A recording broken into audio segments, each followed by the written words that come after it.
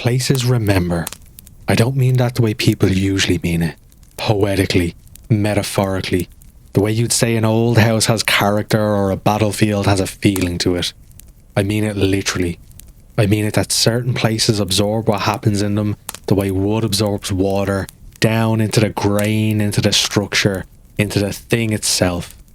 And sometimes, if enough happened, if it happened hard enough, if whatever took place in that spot left a mark deep enough, the place holds onto it, keeps it, replays it. Not for anyone's benefit, not as a warning or a message, just because it can't stop. The way a scar can't stop being a scar. But the stories I have tonight go further than that. Because the things in these stories don't just remember. They learn, they listen, they absorb, they take in details of the lives being lived around them. The names, the voices, the private things said in private rooms. And they hold onto these details the way they hold onto everything else. Patiently, permanently, and then they use them. 4 stories tonight. A house that won't stop replaying something that happened inside it. A well that's been listening through the ground. A figure in the background of 60 years of photographs. And a voice in the woods that learned a dead woman's song. My name is Paul. This is Voices from the Vale. The fire is high tonight. We'll be here a while. Stay close to the fire. The replay. The house did the same thing every night at 2:40 in the morning. And I know the time because I started setting an alarm for 2:35, just so I could be awake for it.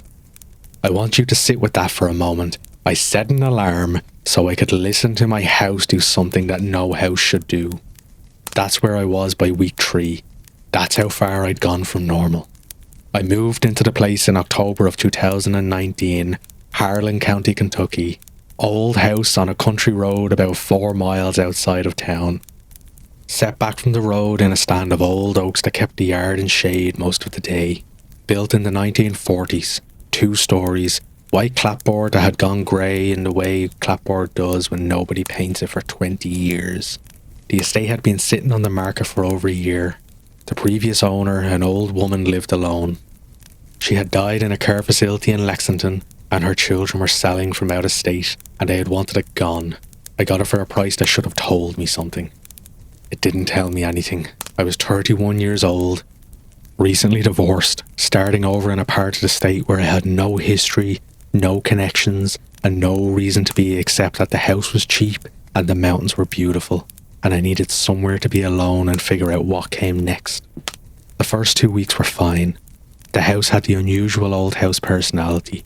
Cold spots near the window, a furnace that made sounds like it was cleaning its throat. Floors that announced you 3 rooms away before you arrived. I liked it. I felt alive in the way old houses feel alive. Not threatening, just present. Like it was aware of having someone in it again after a year of being empty. Then I started hearing the sequence. The first night I heard it, I thought someone was in the house. I sat up in the bed. I didn't check the time that first night. I didn't know yet that time mattered. I sat up and I listened and I heard footsteps. Coming down the stairs from the 2nd floor. Slow, deliberate. The particular creak pattern of my staircase, which I already knew by heart because I'd been walking up and down it for 2 weeks. And every step had a voice and every footsteps were hitting every voice in order, top to bottom.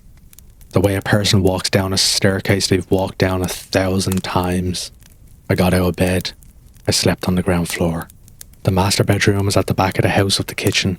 I grabbed the bat I kept beside the bed and I went to the hallway and I looked at the stairs. Empty. Nobody on them. Nobody at the top. Nobody at the bottom. The house was still dark and the stairs were just stairs. I stood there for a minute, maybe 2. Then I heard another sound from the kitchen behind me. A chair scraping on the floor. Not falling over, not being knocked. Scraping. The way a chair scrapes when someone pulls it back from a table to sit down. A short, controlled sound. Deliberate. I turned around and went back to the kitchen. It was empty. The chairs were where they had been when I went to bed, tucked under the table undisturbed. I checked the rest of the house. Every room, every closet, every window and every door, everything locked, everything empty. I went back to bed and I lay there for a long time, and I told myself the house was old. Settling pipes, the wind, the furnace, all the things you tell yourself when you're alone in an old house at night and something doesn't add up. The next night it happened again. Same thing. I checked the clock this time. 2:40. Footsteps coming down the stairs. Slow, deliberate, the same creaking pattern. Top step to bottom. Each one in sequence, each one bearing weight. Then the kitchen in the chair. Then a new sound. A soft clink. Glass on wood. The sound of a glass or a cup being set down on the kitchen table. I didn't get up this time. I lay in bed and I listened. The sound stopped after the glass. Silence. The house settling back into whatever it was on the first night. On the third night, at 2:40, footsteps, chair, glass. Then a voice. Not clear enough to make out words. Not a voice I could identify as male or female, old or young.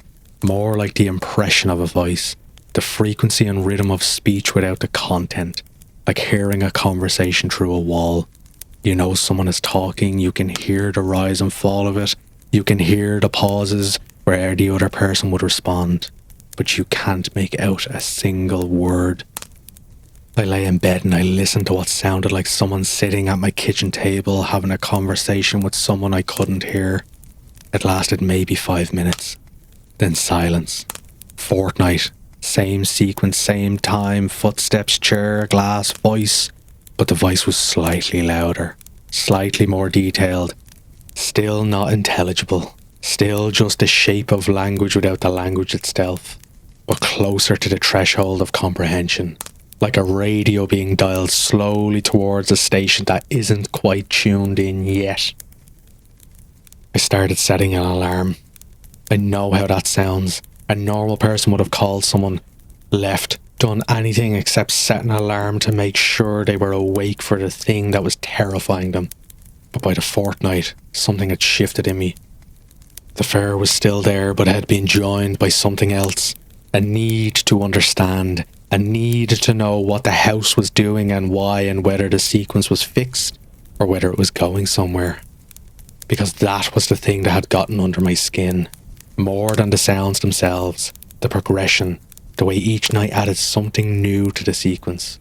Footsteps first, then the chair, then the glass, then the voice, like a recording being restored one layer at a time. Like something that had happened in this house a long time ago was being reconstructed, piece by piece, night by night, with increasing fidelity.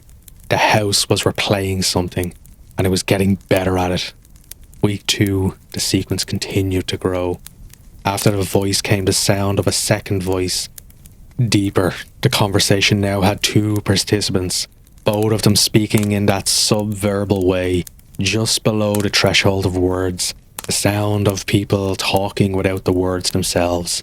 After the second voice came the sound of glasses being lifted and set down again. Then the chair scraping a second time, pushed back the way you push back a chair when you stand up. Then footsteps, not going back upstairs, going down the hallway, towards the bedroom. My bedroom. I was lying in bed in the dark when I heard them coming down the hall. The same deliberate pace as the staircase footsteps, the same weight, the same unhurried confidence of someone walking through a house they knew by heart. Coming down the hallway towards the room where I was laying. They stopped outside my door. Silence. I lay there and I stared at the door closed the way I always closed it at night, and I listened to the silence on the other side of it, and I understood that the sequence had been building towards this. That this had always been the destination. That whatever the house was replaying had always ended at this door. After maybe 2 minutes, the silence broke. The footsteps retreated back down the hallway towards the kitchen. Then nothing. In the morning, I went back looking for the history of the house. I found them in the county records. Carla and Martha Engel, married 31 years ago, both found dead the same night in 1974. Her in the bedroom, him at the kitchen table. The coroner said heart failure. both of them. Same cause, same night, different rooms. I stood there reading the report and I thought about the sequence. Footsteps down the stairs, sitting at the table, pouring a glass, a conversation, then footsteps down the hallway, standing outside the door, and the sequence wasn't finished yet. I found out on the 23rd night. I almost wasn't there for it. I'd been sleeping less and less.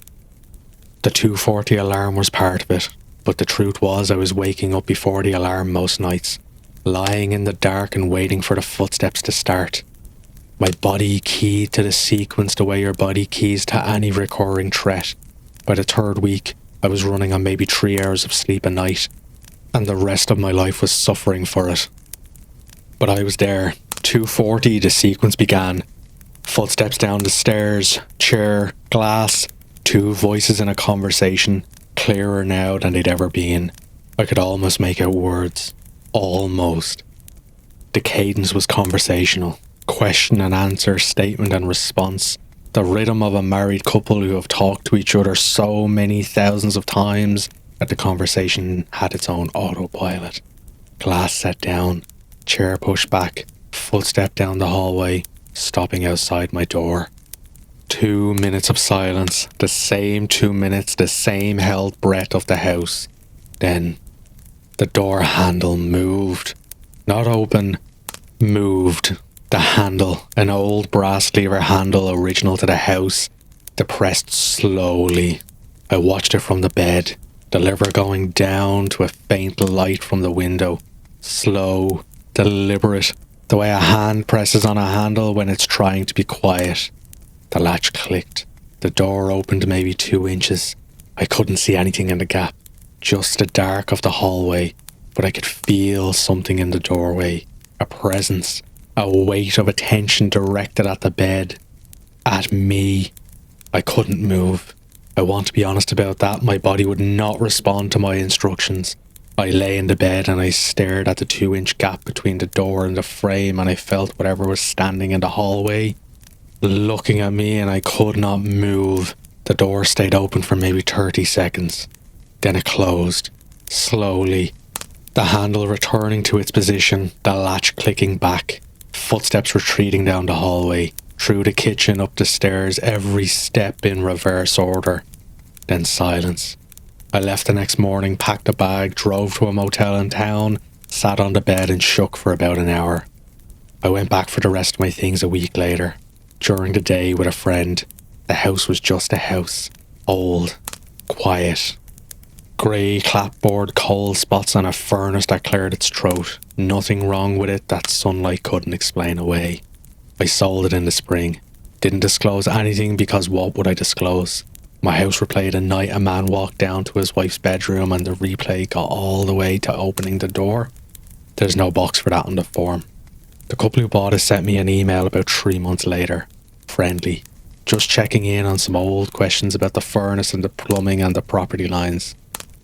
At the end of the email, almost as an afterthought, the woman wrote, "Funny question, but does the house make a lot of noise at night? We keep hearing footsteps on the stairs around 2:30 or 3, and my husband thinks it's just settling, but I'm not sure." I stared at that email for a long time. Then I typed, "Just the settling," and hit send. I don't know what night the sequence has reached for them. I don't know if the door has opened yet. I try not to think about it, and I fail. The door opened. 23 nights of the house building towards that moment, adding one detail at a time. Footsteps, chair, glass, voice, hallway, door. Each night one step closer to finishing whatever it started replaying in 1974. And now someone new is sleeping in that bedroom, and the sequence has started over. The next story is about something else that remembers, but where the house replayed what happened inside it. The thing in the next story has been listening, absorbing, learning the private language of a family through the ground beneath their feet. It lives in a well in Grayson County, Virginia, and it knows things it shouldn't know. The well. My son started talking to the well in August. He was 7, just turned 7. A bright kid, imaginative the way 7-year-olds are, building worlds in the backyard. Narrative adventures to himself, turning sticks into swords and rocks into castles. The kind of child who has conversations with things that aren't there and you smile about it because that's what healthy children do. So when he started sitting beside the old stone well at the edge of the property and talking to it, my wife and I didn't think much of it. The well was interesting to a 7-year-old. Old stone, a heavy wooden cap nailed down over the opening, set into the ground where the mowed yard met the woods. We'd bought the property in Grayson County, Virginia 2 years earlier, and the well had been capped and sealed before we got there. The previous owners had sealed it up and left it. We told Eli not to climb on it. He said okay. He sat beside it instead, cross-legged in the grass, talking to the stone. We watched him from the kitchen window and thought it was sweet. The first thing that bothered me was the listening. Eli talked to his imaginary friends the way all kids do. Non-stop. One-sided. Filling both roles of the conversation himself. But with the well, he was different. He would talk for a bit and then stop. And wait. Then tilt his head slightly the way you tilt your head when you're listening to someone respond. And then talk again. Back and forth. The rhythm of conversation with two participants. My wife noticed it before I did. She said, "Who's he talking to out there?" I said, "Nobody. Imaginary friend." She watched him for a while through the window and then she said, "He's listening to it answer." I told her she was reading too much into it. Kids are weird. 7-year-olds are especially weird. He'd move on to something else in a week. He didn't move on. By the end of August, he was out there every day. Morning before breakfast if we let him. After school, before dinner. Sitting beside the well, talking and listening, with the patient absorption of a child engaging in something that matters to him in a way he can't explain. I asked him about it at dinner one night, casual. "Who's your friend at the well, buddy?" He said, "The man." I asked, "What man?" He said, "The man in the well." My wife put her fork down. I kept my voice easy. "What man in the well?" Eli looked at me with particular directness of a child who is telling the truth and is confused about why you'd need to ask.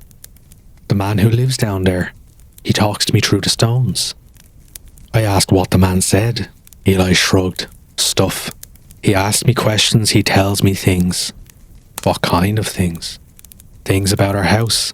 He knows a lot about our house. He says he can hear everything through the ground. He says the ground carries sound a long way down." He paused, then he said, "He wants me to take the cap off." I asked him why. He says he was put down there. He says he remembers being put down there and he remembers who did it, and he's been down there ever since. He says he was down there before the house, before the road. He says he's been counting and he stopped counting and long ago because the number got too big. My wife and I looked at each other across the table. She wasn't smiling. Neither was I. After dinner I went out to the well. Dusk, the light going amber, the tree line starting to go dark. I stood beside the stone lip and I looked down at the wooden cap. Old timber, grey and weathered, nailed down with heavy framing nails that had been rusted into the woods. It had been sealed for a long time, decades maybe. I put my hand on the cap. The wood was cold, not evening cold, colder than the air.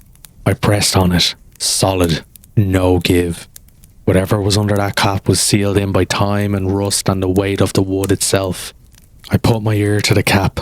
This is the part where I tell you I heard nothing and felt foolish and went inside. I want to tell you that. I want that to be what happened. I heard breathing. Slow, steady, directly on the other side of the wood, an inch from my ear, separated by 2 inches of weathered timber. Something was breathing. Not wind in the shaft, not water echoing on the stone. Breathing, with the rhythm and depth and the particular quality of air being drawn in and released by something with lungs. I pulled my head back, stood there, looked at the cap. The cap was just a cap. The well was just a well, stone and wood and dark. I went inside. I told my wife I didn't hear anything. She looked at me and I could see she wanted to believe me, and I could see she knew I was lying, and we both chose not to pursue it. The conversation continued. September, October. Eli at the well every day, talking and listening, and the things he said at dinner started changing. It was small at first. He mentioned the man knew our dog's name. I told myself he was projecting. The dog was in the yard with him, of course the imaginary man knew the dog's name. Eli was supplying both sides of the conversation. Then he mentioned that the man knew my wife's maiden name. We hadn't told Eli my wife's maiden name. He was 7. It had never come up. There was no reason he would know it, and no reason he would invent it, and he said it correctly, said it casually, said the man said to tell Mrs. Calloway hello, and my wife went white at the table. I asked Eli how the man knew that name. Eli said, he listens. He says he can hear everything through the ground. I asked what else the man had heard. Eli was quiet for a moment, then he said, he heard you and Ma'am fighting last Tuesday. He said you shouldn't have said what you said about her sister. My wife made a sound, not a word, a sound, because we had fought the previous Tuesday in our bedroom, late at night, about her sister, something I'd said that I wasn't proud of, and our 7-year-old son had just repeated it to us via something that lived in a sealed well 50 yards from the house. I went to the well that night, after Eli was in bed, after dark. I brought a flashlight and a pry bar because I decided I was going to open the cap and look down into it and prove to myself that there was nothing there, just an old dry well, just stone and dark and maybe some standing water at the bottom. Nothing that listened, nothing that breathed, nothing that knew my wife's maiden name. I got to the well, stood over it, put the pry bar under the edge of the cap. Then I stopped, because Eli had said the man wanted the cap off. He said the man was put down there, that the man remembered who did it, that he'd been down there since before the house, before the road, that he'd stopped counting because the number got too big. And here I was in the dark with a pry bar doing exactly what it wanted. I put the pry bar down. I didn't open the cap. Instead, I knelt down and put my ear to the wood again. The breathing was there, steady and slow and patient, the same rhythm, the same depth. I stayed very still and I listened. And then from below the cap, very quietly, a voice, not a shout, not a cry, a voice at conversational volume, speaking with the calm, unhurried clarity of someone who knows they have the listener's full attention. It said my son's name, not Eli, not his real name, Bug, the name we call him at home, the private name, the family name, the name my wife had given him when he was a baby because of the way he curled up in her arms. Bug. A name we used at the dinner table and at bedtime and in the car and nowhere else. A name no one outside the family had ever heard. Something in the well said Bug, in a voice that was calm and clear and knew exactly what it was saying and knew exactly what it meant for me to hear it. I stood up. I stepped back from the well. I picked up the pry bar, not to open the cap, but because I wanted something in my hands that felt solid and real and made of metal. I went inside. I locked the door. I checked on Eli, sleeping peacefully, 7 years old and untroubled. I sat in the kitchen for a very long time, listening to the ground beneath my feet, thinking about what my son had said. The sound carries a long way down, and if it carries down, it carries up too. The next morning I went to the hardware store and I bought a big bag of concrete mix and a bucket, and I mixed it and I sealed the cap of that well, poured it over the wood, into the seams and around the stone, thick and heavy and permanent. I put 60 pounds of cured concrete over that cap. My wife watched from the porch. She didn't ask why. She didn't need to. Eli came outside while I was finishing.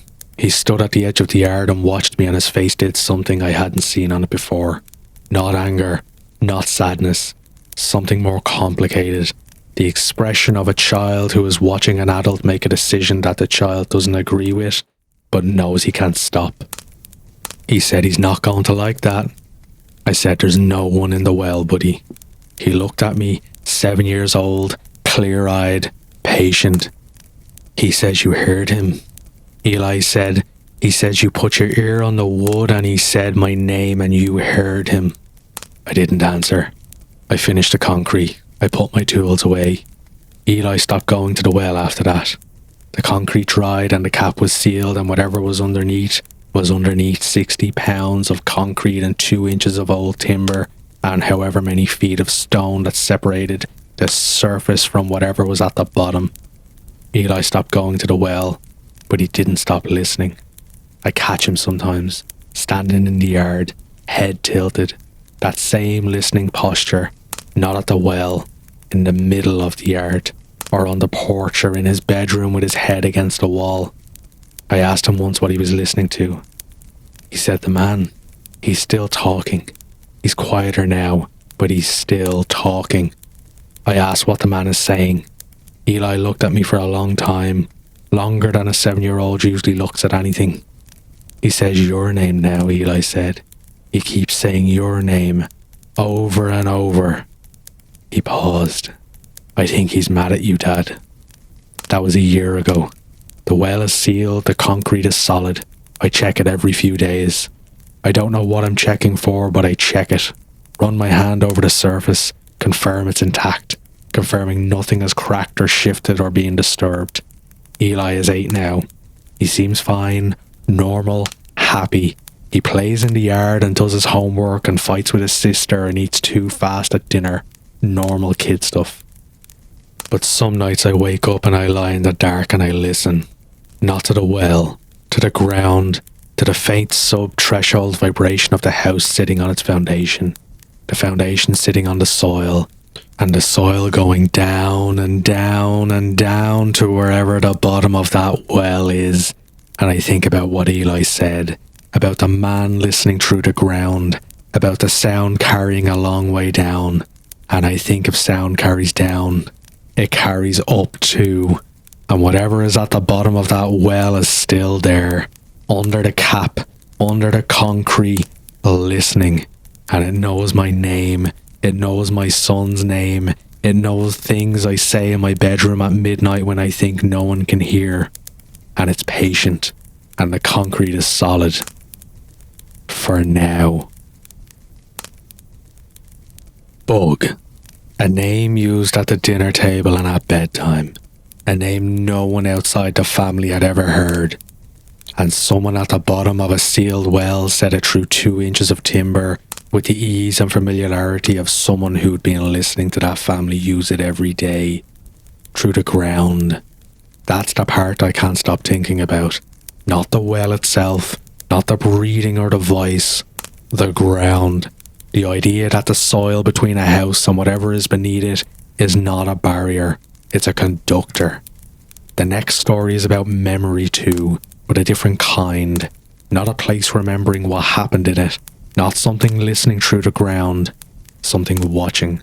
From the background of 60 years of family photographs. Getting closer. Frame by frame. Decade by decade. Until it's close enough to touch. The photograph.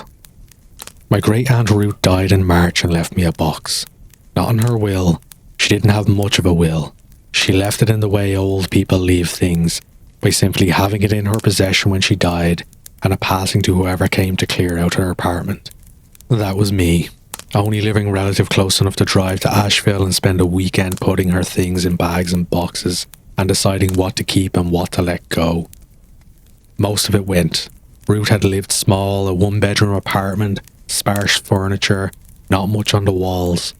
She'd moved there from the family homestead in Harlan County in the early 90s after my grandmother died, and she'd brought very little with her.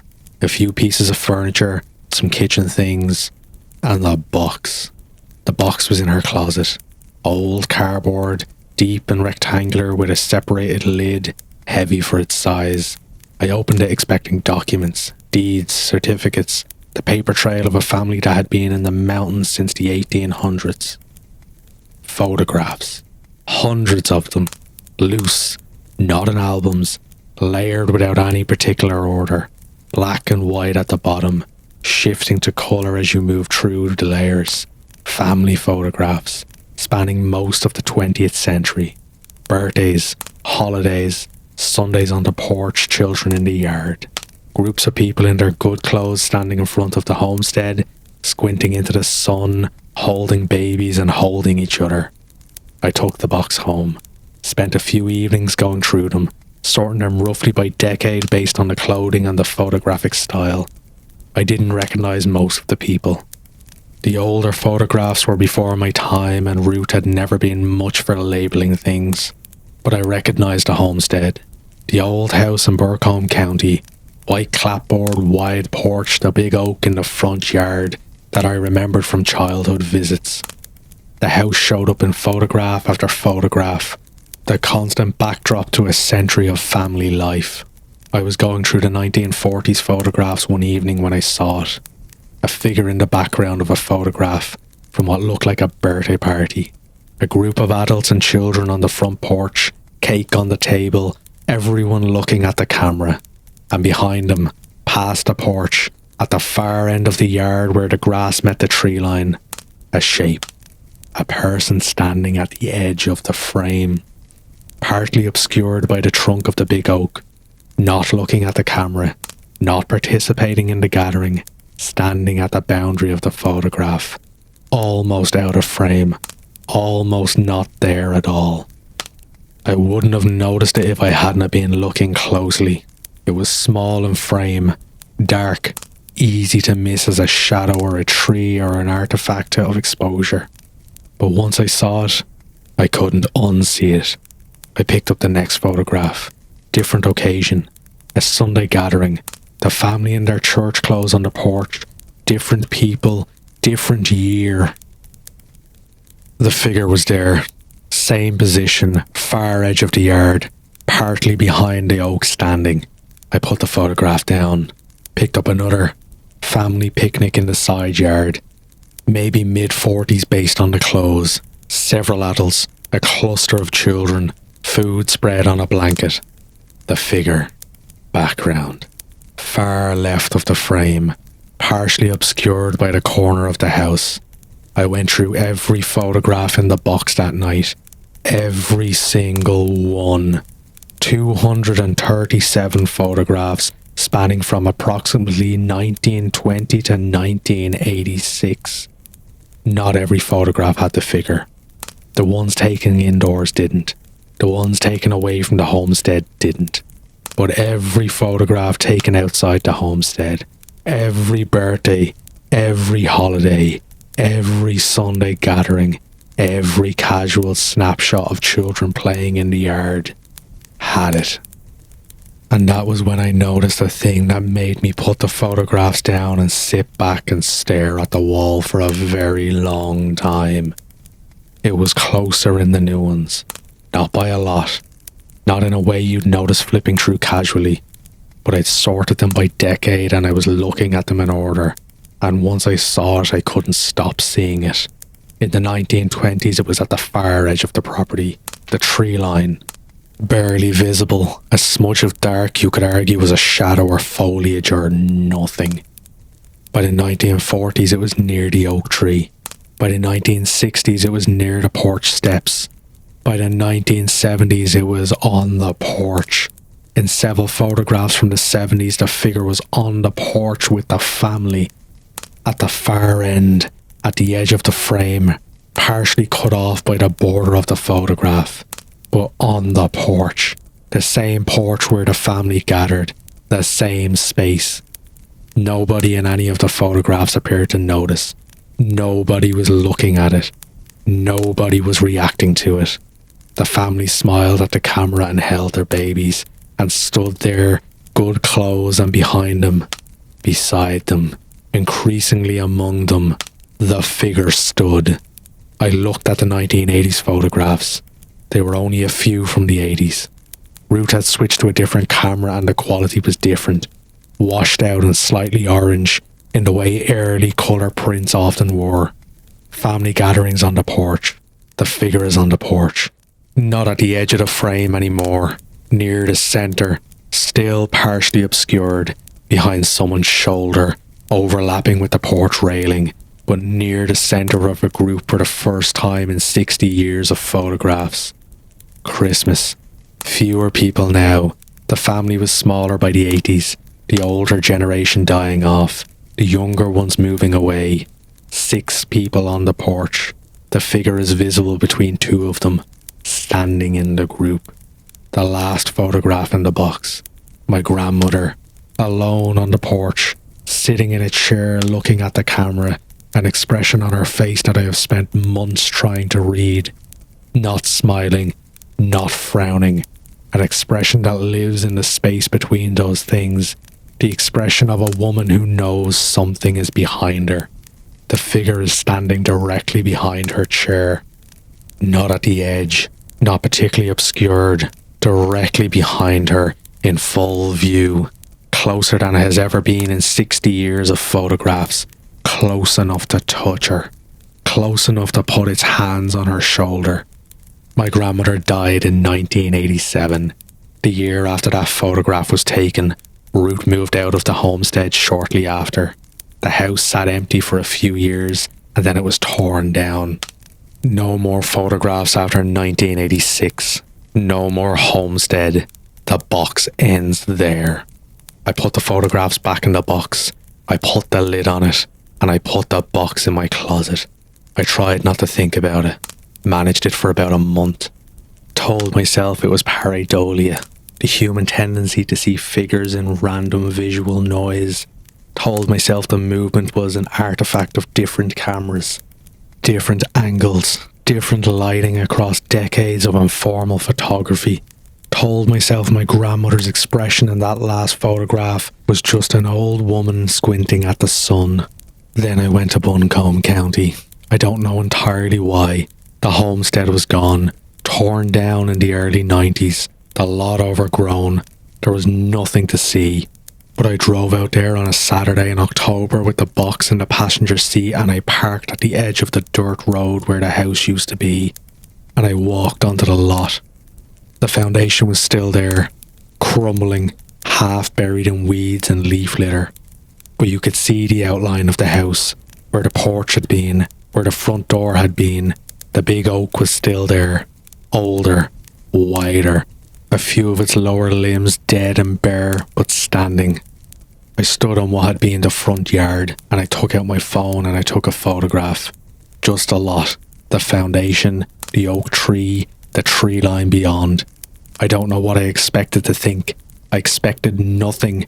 I think I went there to prove to myself that the figure was bound to the photographs, to the past, to the house that no longer existed, that whatever trick of light and chemistry had put it in those pictures couldn't survive the demolition of the place it haunted. I looked at the photograph on my phone. The lot, the foundation, the oak tree, the tree line, and standing on the foundation, in the space where the porch had been, in the exact spot my grandmother's chair had been in the last photograph. A shape, a figure, dark, still, facing the camera, facing me. I looked up from the phone. The lot was empty. The foundation, the weeds, the oak, no one there. Nothing standing where the porch used to be. I looked at the phone again. The figure was in the photograph. I took another photograph, different angle, slightly to the left. Looked at it. The figure, same spot, but turned to face the new angle, turned to face wherever I was standing. I took a third photograph, closer this time, 15 feet from the foundation. The figure, clearer now, the same wrong proportions I'd been seeing in 70 years of family photographs, the same stillness, but facing me, tracking me, turning in each photograph to follow where I was. I stopped taking photographs. I put my phone in my pocket, I walked back to the car, and I drove home. I didn't look at the photographs again for 2 weeks. When I finally did, I enlarged them on my laptop, zoomed in on the figure, tried to make out details, a face, a posture, something identifiable. In the third photograph, the close one, The one I took from 15 feet away. The figure is clear enough to see one detail I hadn't noticed on the small phone screen. It wasn't facing where I was standing when I took the photograph. It's facing slightly to the right of where I was standing, slightly beyond me, slightly past me, as if it were looking at something behind me, or looking at where I would be next, where I would go, where I live. I think about that a lot. I think about the 60-year walk from the tree line to the back of my grandmother's chair, the patience of it, the certainty, and I think about the third photograph, the figure on the foundation of the house that no longer exists, facing not where I was, but where I was going. I haven't taken a photograph of myself since October. I won't tell you I'm afraid of what I see in the background. I'll tell you I already know. The expression of a woman who knows something is behind her. 60 years, from the tree line to the chair, one photograph at a time, one gathering at a time, moving through the family's life the way a seasons move through the year, too slow to see while it's happening, only visible in retrospect, only visible when you lay the pictures out in order and step back and see the pattern. And then the last photograph. 1986. The figure was directly behind her, close enough to touch, and her face, her expression, the terrible knowing. Some stories end with a scream, some end with the door opening. This one ends with a woman knowing not to take a photograph for the fear of knowing what's behind her. The last story tonight is about a different kind of memory. Not a house replaying what happened inside it, not something listening through the ground, not a figure moving through photographs. A voice in the woods, singing a song that only one person knew, a dead woman's song, in a dead woman's voice, singing to her daughter. The singing. My mother had a song she sang to me at bedtime, and I have never heard it anywhere else in my life. I don't mean she sang a song I haven't been able to identify. I mean it was hers. She made it up. She told me once that it came to her when I was a baby, the first week in the hospital when she was learning how to be a mother, and I was learning how to sleep through the night, and neither of us were very good at it yet. She said she was rocking me at 3 in the morning and the song just came out of her. Words and melody fully formed, like I had been waiting for a child to sing it to. She sang it to me every night of my childhood, every night until I was old enough to tell her I was too old for it, and then, she told me years later, she sang it to herself after I was in bed, in the kitchen, softly, because the house felt wrong without it. The song had 3 verses. The first was about the mountains. The second was about the creek that ran behind our property. The third was about sleeping, about closing your eyes and letting the mountain hold you. She'd slow down on the second verse every time, drop her voice lower. The second verse was the quiet one, the still one, the verse that did actual work of pulling you down into sleep. She'd slow down and her voice would go soft and the words would stretch out, and by the end of it I'd be gone. I'm telling you all of this because you need to understand what I heard coming out of the woods on the 3rd night after I moved back into her house.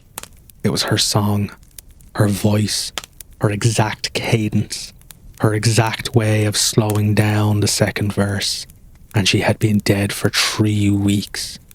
My mother lived alone in Clay County, Kentucky, for the last 15 years of her life. The house was old, her grandmother's house, then her mother's house, then hers, set at the end of a dirt road with the yard running up to a stretch of forest that covered the hillside behind the property and went back into the mountains for miles. My whole childhood she told me not to go into those woods, not the way parents tell children to stay out of the cold or don't touch the stove. General safety, reasonable caution. This was specific. Those woods, that stretch of forest directly behind the house, don't go in there. I asked her why, many times over the years. She never gave me a straight answer. When I was young, she said it was because I said so, which is what parents say when the real answer is something they can't say. When I was older, She said there were sinkholes, which was true of a lot of forests in eastern Kentucky, but which I never entirely believed was her reason. When I was an adult and pushed her on it, she looked at me with an expression that had a door in it. A door she was choosing not to open, and she said, "Just don't go in there, baby." So I didn't. I came back to the house after she died to settle the estate, alone. My brother was overseas and couldn't make it back, and the work needed doing, and I figured I could handle it. A few weeks, sort through her things, met with the lawyer, put the house on the market, or decided what to do with it. The first 2 nights were hard in the way you'd expect. Sleeping in your dead mother's house, in her bed because the other bedrooms were full of boxes, surrounded by her things and her smell and the particular silence that a house holds when the person who fills it is never coming back.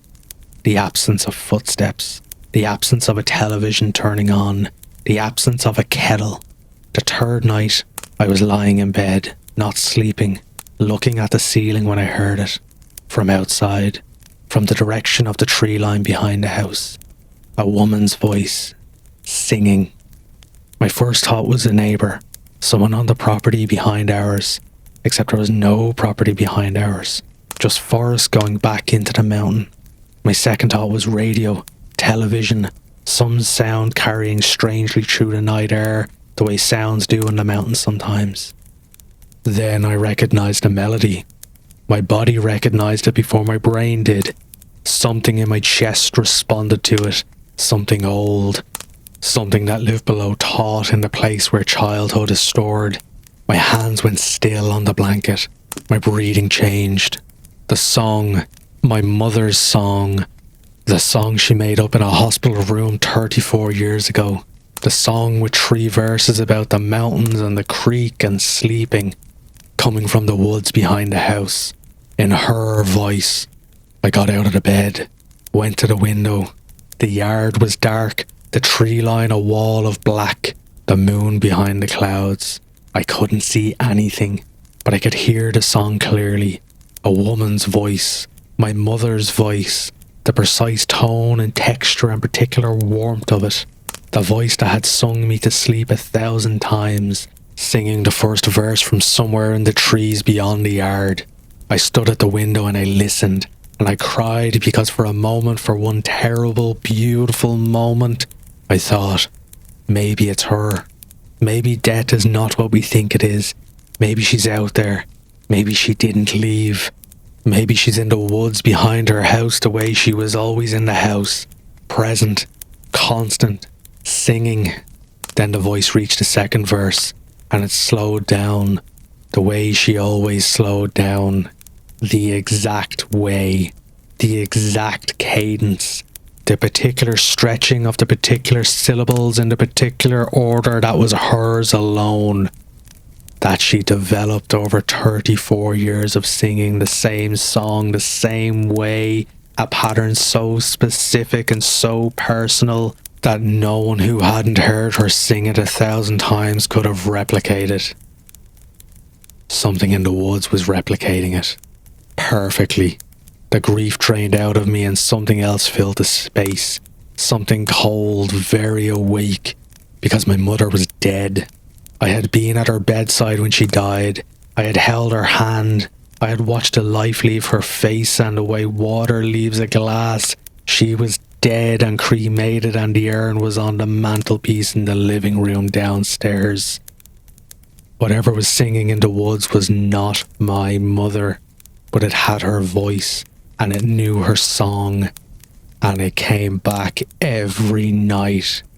Same time around midnight, give or take, same direction, the woods behind the house, same song, same voice, 3 verses, with a slowdown in the second, with every detail correct, every breath in the right place, every note exactly where it should be, and each night it was closer, not dramatically, maybe 20 or 30 feet closer to the tree line, moving towards the yard the way things in these stories always move, slowly, incrementally, with the patience of something that knows where it's going and has no doubt it will get there. On the 5th night, I could hear it clearly with the window closed. On the 6th night, I could hear the breathing between the verses, the small intake of breath before each line, the way my mother breathed when she sang, the particular rhythm of lungs that I knew as well as my own. On the 7th night, it was at the tree line. I was at the window. I could see the trees. The moon was out, 3/4, enough to light to show the trunks and the gaps between them and the edges where the forest met the yard. The singing was coming from right there, from the boundary, from the last row of trees before the open ground. I couldn't see anything, just trees, just shadows, just shapes that the woods make at night. But the voice was right there, 15, 20 feet from the house, singing my mother's song in my mother's voice with my mother's breath. I went downstairs. I don't know why. I'd been staying in the room every night listening from the window, keeping the house between me and whatever was singing. But on the 7th night, something pulled me downwards. Not curiosity, something else. The song, the familiarity of it, the deep childhood pull of a voice that had always meant safety, always meant warmth, always meant that the world was small enough and close enough and kind enough to sleep in. I went to the back door.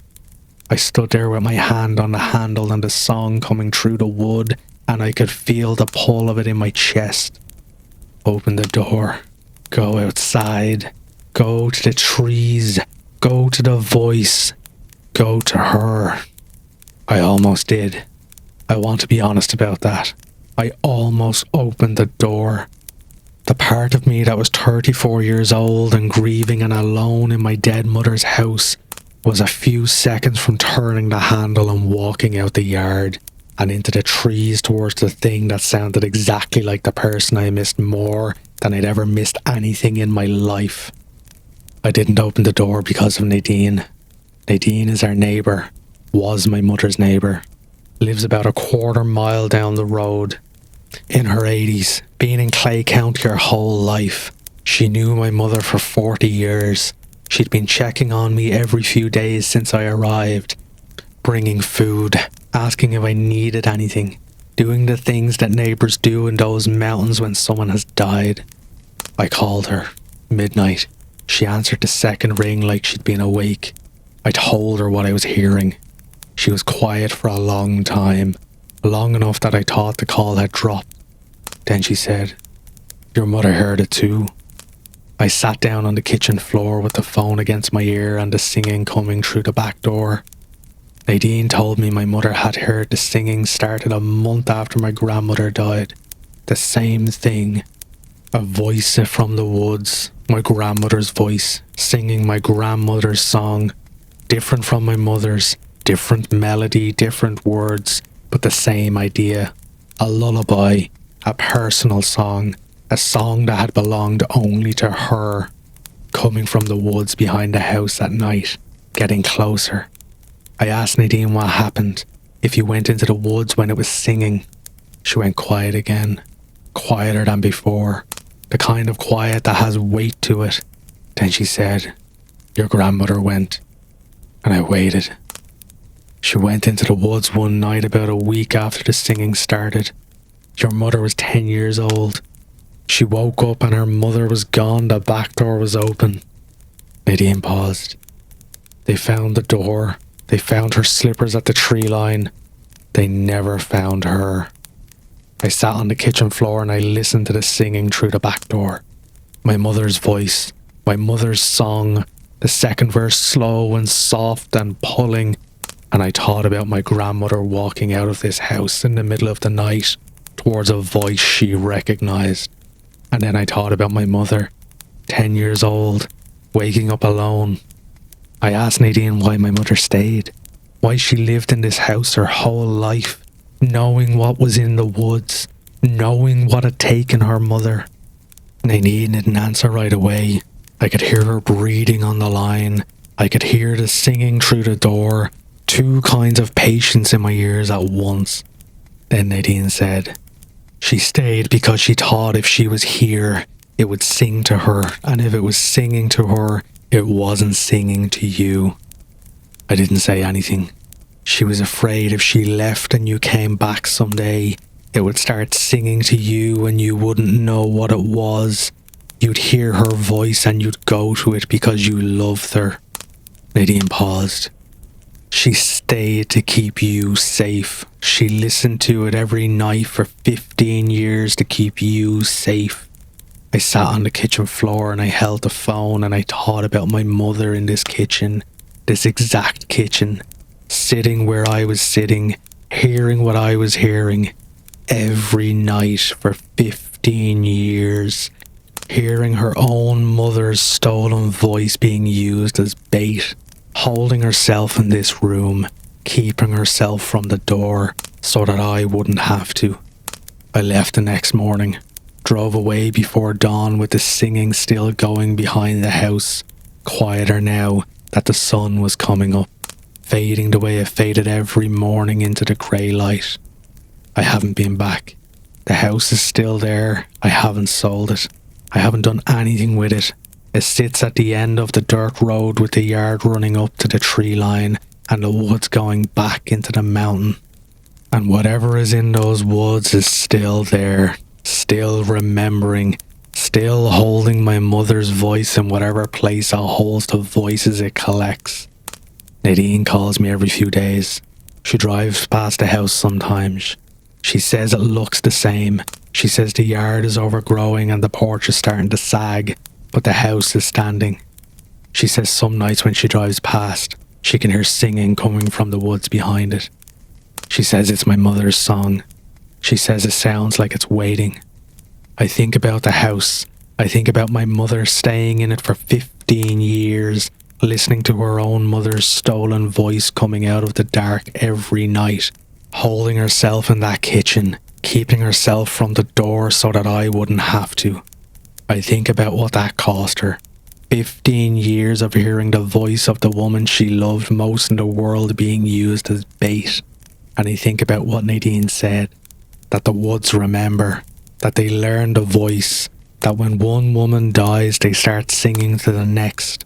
My mother is dead. I'm next. And somewhere in a stretch of forest in Clay County, Kentucky, something is singing my mother's song in my mother's voice, in my mother's breath, waiting for me to come home, waiting for me to hear it, waiting for me to open the back door and walk across the yard into the trees the way my grandmother did 30 years ago in her slippers in the dark. I won't go. I know what it is now and I know what it does and I won't go. But some nights I'm laying in bed in my apartment 200 miles away and the dark is quiet and the grief is heavy and I close my eyes and I can almost hear it. The second verse, slow and soft, her voice, her breath, the song she made up in a hospital room when I was 3 days old. And the pull is still there. After everything I know, the pull is still there. The pull is still there. After everything she knows, after everything what happened to her grandmother, after understanding what the woods do and how they do it and the terrible patience of whatever lives in them that collects the voices of dead women and sings them back to the living, the pull is still there because it's her mother's voice and the body doesn't care what the mind knows. The body hears that voice and it wants to go to it the way a body wants to go to warmth, to safety, to the sound that meant everything and was going to be alright. That's what makes it cruel, not the singing itself, the accuracy of it, the perfection, the fact that whatever lives in those woods learned that song well enough to slow down the second verse, that detail, that care. 4 stories tonight. A house that replayed the same night for 50 years and got a little further each time. A well that listened through the ground and learned the family secrets. A figure in the background, 60 years of photographs walking towards a woman who could feel it behind her. and a voice in the woods that learned a dead woman's song and sang it to her daughter. 4 stories about things that remember, things that listen, things that learn, things that take what they hear and hold it and wait with patience that only something without a lifespan can have. For the moment when what they've learned becomes useful. Your voice, your name, your mother's song, the private things you say in the dark when you think no one is listening. Something is always listening. Something always remembers. My name is Paul. This has been Voices from the Veil. I'll be back next Friday. Same fire, new shadows. Pay attention to what you say in the dark tonight. Something might be learning it.